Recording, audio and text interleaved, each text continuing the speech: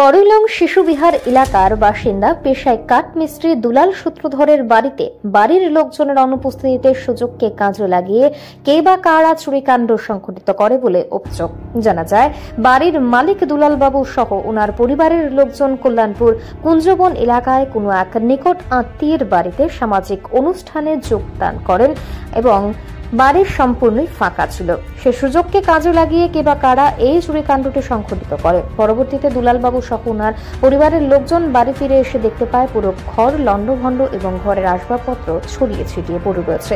ওনারা প্রত্যক্ষ করেন ঘরের থাকা স্বর্ণালঙ্কার সহ বেশ কিছু পরিমাণ নগদ অর্থ উধাও। পরবর্তীতে ঘটনার খবর পাঠানো হয় তেলিয়ামুড়া থানায়। ঘটনার খবর পেয়ে রাজীব দেবনাথের তেলিয়ামুড়া থানার পুলিশ ঢাল তরোয়াল হীন নিধিরাম সর্দারের মতো ঘটনাস্থলে পৌঁছায় অনেক বিলম্বে। ঘটনাস্থলে পৌঁছে প্রাথমিক তদন্তের পর থানামুখী হয় তেলিয়ামুড়া থানার খাঁকি বাহিনী। তবে সন্ধ্যা রাতে তেলিয়ামুড়া থানা এলাকায় এই ধরনের চুরির ঘটনায় থানা পুলিশের ভূমিকা নিয়ে জনমনে ছিছিরব। স্বভাবতই প্রশ্ন উঠেছে তেলিয়ামুড়া থানার খাঁকি বাহিনীর ভূমিকা নিয়েও। এখন দেখার বিষয় তেলিয়ামুড়া থানার ওসি রাজীব দেবনাথের খাঁকি বাহিনী ঘটনার তদন্তে নেমে কতটুকু কুলকিনারা করতে সক্ষম হয়। ঘটনা রয়েছে আমার এটা কাকুর বাড়ি।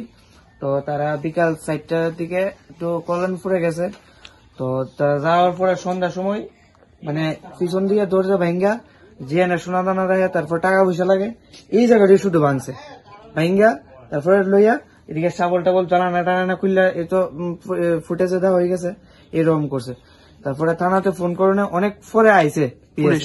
আচ্ছা, আওয়ার পরে সেই রকম মনে করছে না, কিন্তু কইছে যে ডগ স্কট দিয়ে দিল, কিন্তু আমরা যেহেতু পাড়া ফুলে গেছে ঘরের মধ্যে ঢুকছে মানুষ, যেহেতু এই কারণে হয়েছে না। কিন্তু থানার থেকে যদি কন্টিনিউ এদিকে মানে একটু ভালো সিকিউরিটি দিয়ে দিত, তাহলে এইসব ফুলা পাইনি না, সামনেও খুব আড্ডা একটা জমে, ওই কারণে একটু সমস্যাটা হয়ে গেল। আচ্ছা, কি মনে করতেছেন থানা পুলিশের ভূমিকা আপনারা কি মনে করতেছেন ঠিকঠাক আছে?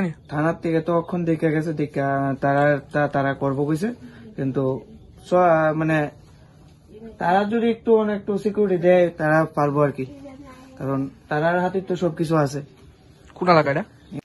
ব্যুরো রিপোর্ট, পাবলিক নাও।